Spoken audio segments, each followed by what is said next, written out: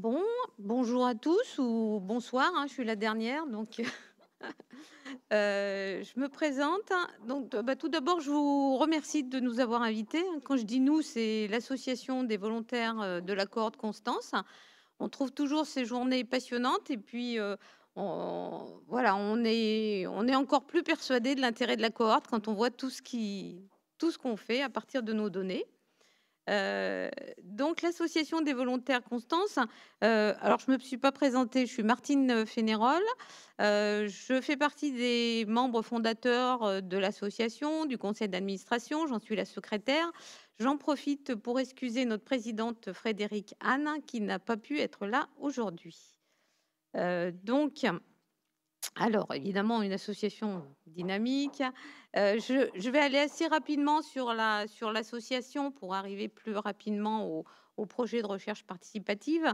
Mais bon, peut-être que certains d'entre vous ne connaissent pas encore l'association. Elle a été créée en 2021, en 2020, en plein milieu du covid. Donc on a très vite pris l'habitude de se réunir, par visio puisqu'on est répartis évidemment dans toute la France. Aujourd'hui, c'est à peu près, 1 200, un peu plus, d'adhérents et de sympathisants. Vous avez, la dernière, copie d'écran de notre, de notre conseil d'administration pratiquement au complet, et les missions de l'association, quelles sont-elles? Alors rassembler et faire dialoguer. Alors faire dialoguer et rassembler, dialoguer bien sûr les volontaires entre eux, mais surtout aussi les volontaires avec les scientifiques, avec les chercheurs. Informer et valoriser les résultats des projets de recherche, je vais y revenir, et protéger les données de santé. Alors, pour informer et valoriser les résultats des projets de recherche, on a à notre disposition des newsletters. On informe donc nos adhérents et sympathisants et on fait des renvois sur le site de la cohorte, sur les résultats d'études, etc. On a aussi, alors, produit phare action phare de l'association, des webconférences qui sont organisées en partenariat avec l'UMS 11. Là, vous avez la liste, c'est assez, éclectique. Là, il y a eu santé environnement, enfin, c'est comme toutes les recherches dans la cohorte, en fait, hein, c'est très varié, sur le vieillissement, santé mentale. La dernière, c'était sur santé respiratoire et là, on est en train de réfléchir à une prochaine. Lors de ces webconférences, sont invités, les adhérents et les sympathisants de l'association, mais également plus largement des volontaires de l'association. On a toujours un succès, assez grand quand même, hein, puisqu'on arrive, à plus de 1 000. Enfin, une fois, on a été obligé de prendre un abonnement au-delà de 1 000 parce que sur le vieillissement, certaines personnes n'ont pas réussi à se connecter. Alors dans nos autres missions, dès le début, on s'est intéressé à la protection des données de santé. Bien sûr, vous avez compris qu'on fournit beaucoup, enfin, tous les Français fournissent des données de santé, sans le savoir, bien sûr, hein, par l'assurance maladie, les hôpitaux, la consommation de soins, et cetera.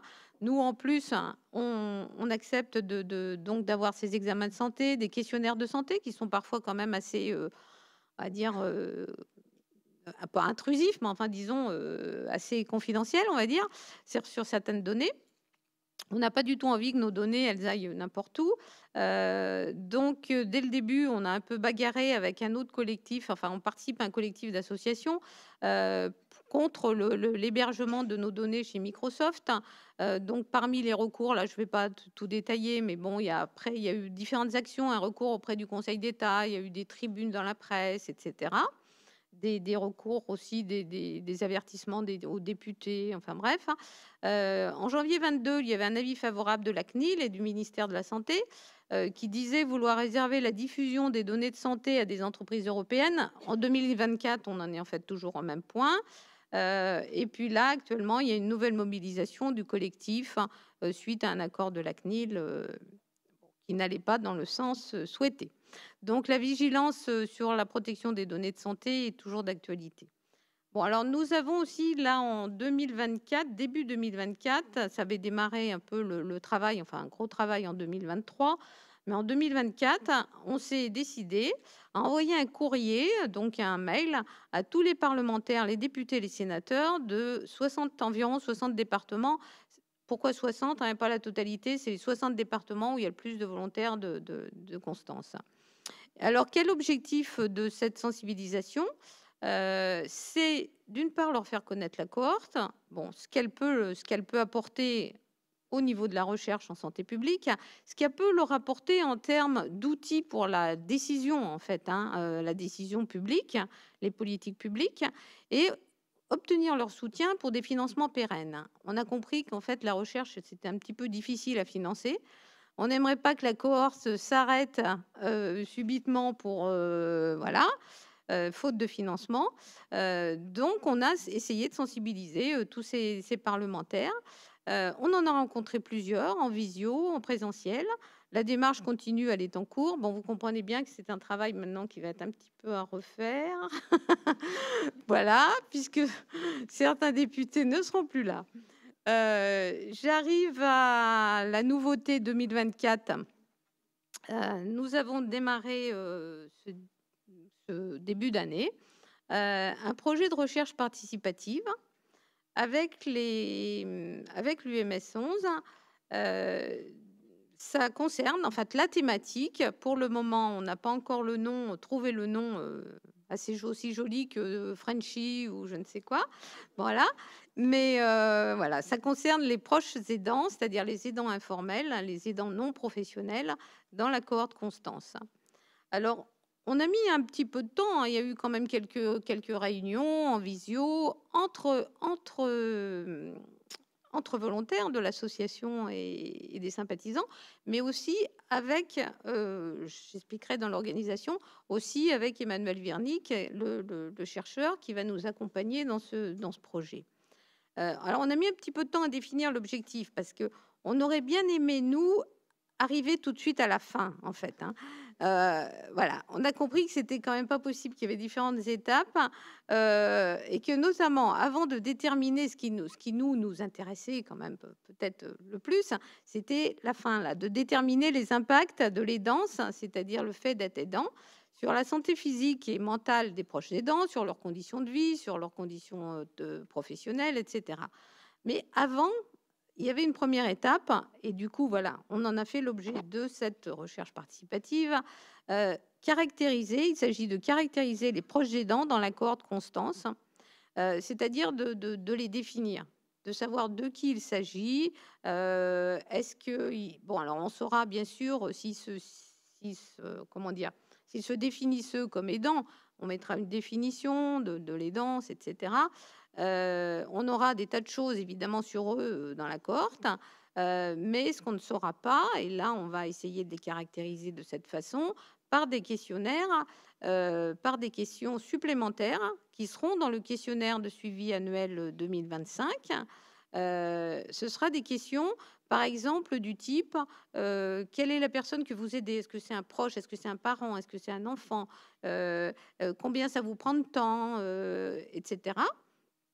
Donc là, il y aura toute une série de questions qui seront posées dans le questionnaire papier, puisqu'il y a deux formules du questionnaire Constance, hein.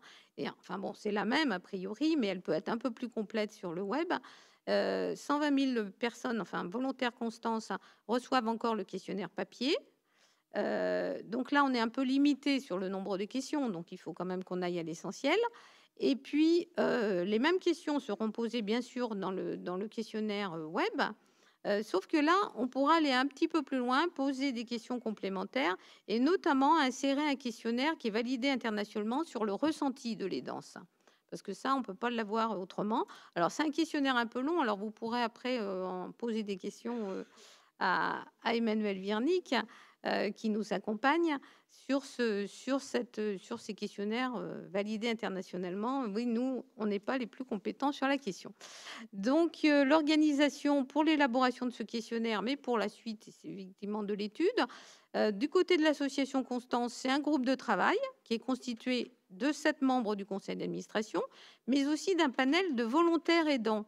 On a lancé, en fait, et on ne s'attendait pas à ce succès, on a lancé une demande, en fait, par newsletter à nos adhérents et sympathisants en leur disant, mais qui serait d'accord pour participer à ce projet? Qui a une expérience d'aidant qui va nous permettre d'élaborer un questionnaire plus intéressant et plus pertinent. Et on a eu plus de 40 réponses, presque 50, de personnes qui sont aidantes, alors très diverses. Alors bon, et c'est là l'intérêt, certaines vont, aider un enfant polyhandicapé, d'autres, un parent, qui a une maladie d'Alzheimer. Certes, des formes d'aidance très, très différentes, parfois à distance, parfois tous les jours, parfois à domicile, et cetera.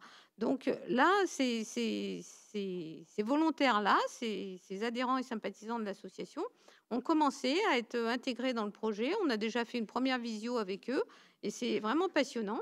Et du côté donc de l'UMS 11, l'étude est supervisée par, la professeure Marie Zins. Le chercheur référent est Emmanuel Virnic, ici présent, auquel vous pourrez aussi poser des questions. Et puis en 2026, on pense, pouvoir recruter un stagiaire, de master 2 pour l'analyse des résultats, sachant qu'on est en fait, on a envie d'une recherche participative du début à la fin. C'est-à-dire que là, on était au début dans les objectifs, dans la définition des objectifs, dans l'élaboration du questionnaire pour collecter les données, mais aussi, on espère pouvoir participer à la partie de l'analyse et à la partie, après ça, de la valorisation. Donc, les apports du cadre participatif, c'est effectivement pour nous de comprendre les différentes étapes d'un projet de recherche, de participer à ces différentes étapes, d'être plus à même aussi de valoriser donc ce projet, mais aussi les autres projets de la cohorte, puisqu'on aura un petit peu mieux compris ce que c'est que la recherche. Du côté de l'UMS 11, c'est vrai que là, le chercheur peut bénéficier du regard utilisateur des membres de l'association pour l'élaboration du questionnaire, intégrer des questions auxquelles éventuellement il ne pensait pas, tester le questionnaire, puisque là, on a prévu que dans notre panel de volontaires, certains vont élaborer le questionnaire, d'autres vont le tester à différentes étapes, donc des personnes différentes, pour s'assurer de sa pertinence, de sa facilité de compréhension et aussi, in fine, de son remplissage par le plus grand nombre, puisque c'est ce qu'on espère. Bien sûr, après ce questionnaire, il ne va pas être adressé juste aux adhérents de l'association, il va être adressé aux 220 000 personnes de la cohorte Constance. Donc, après, vulgariser les processus de recherche auprès des volontaires et transférer des connaissances. Donc, ça, c'est ma dernière diapo. Bon, vous allez peut-être pas assister à l'assemblée générale de l'association Constance. En ce moment, on fait des rappels auprès de nos adhérents pour qu'ils soient là, qu'ils pensent à réadhérer pour participer à l'assemblée générale. Et puis, on fait toujours un appel aux dons, hein, ça c'est classique. Voilà, maintenant, on a le droit on est association d'intérêt public et nous pouvons recevoir des dons qui se vont être en partie défiscalisés. Voilà. Et nous sommes à votre disposition pour les questions, autant Emmanuel que les membres de l'association ici qui sont impliqués dans cette recherche et qui peuvent éventuellement répondre à vos questions. Si questions il y a.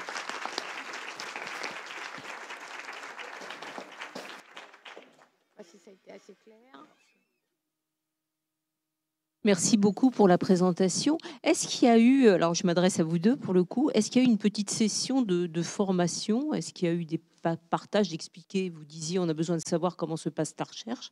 Est-ce que vous, docteur, vous avez formé ou utilisé une pédagogie particulière pour les amener à travailler ce protocole avec vous? Je dirais que c'est la pédagogie sur le tas. Voilà, c'est en échangeant. Oui, c'est vrai qu'on se rend bien compte effectivement que sur certains points, on a franchement besoin d'un soutien. Et par exemple, hier, nous avions une réunion de travail parce qu'on travaille beaucoup en visio et bon, ça a ses limites, les visios. Et donc hier, on a eu une vraie réunion de travail. On a profité de nos déplacements à Paris pour avoir une vraie réunion de travail. Et on voit là qu'effectivement, nous, on voudrait certaines choses, on rédige d'une façon des questions, et puis Emmanuel nous dit oui, mais alors non.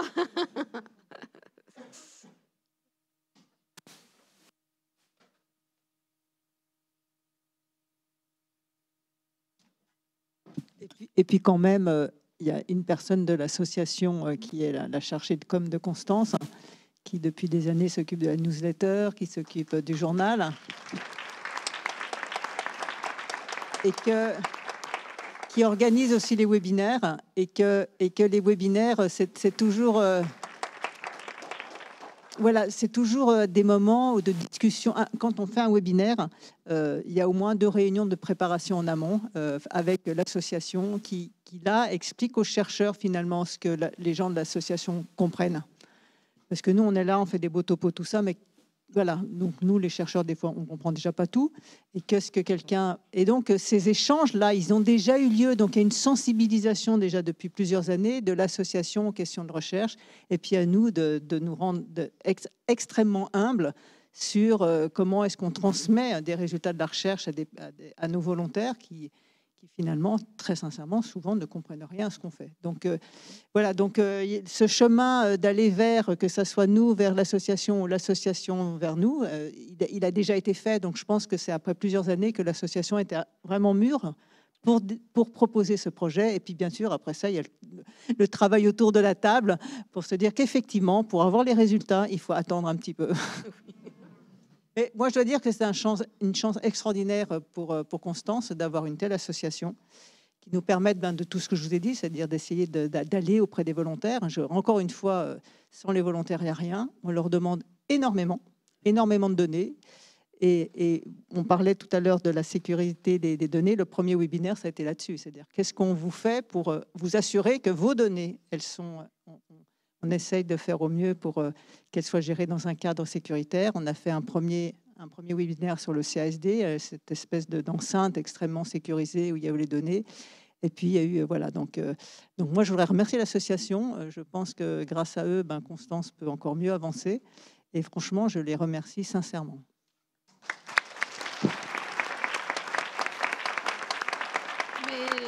Mais moi, je pense aussi qu'on doit nous remercier quand même les responsables de la cohorte parce qu'on a un accueil quand même qui est exceptionnel. C'est-à-dire que c'est vrai qu'on vous demande pas des tonnes, mais en fait, ce qu'on essaie de faire et ce qu'on essaie de demander, on a toujours un bon accueil. Écoutez, je vous propose de terminer cette journée sur ces mots de bienveillance.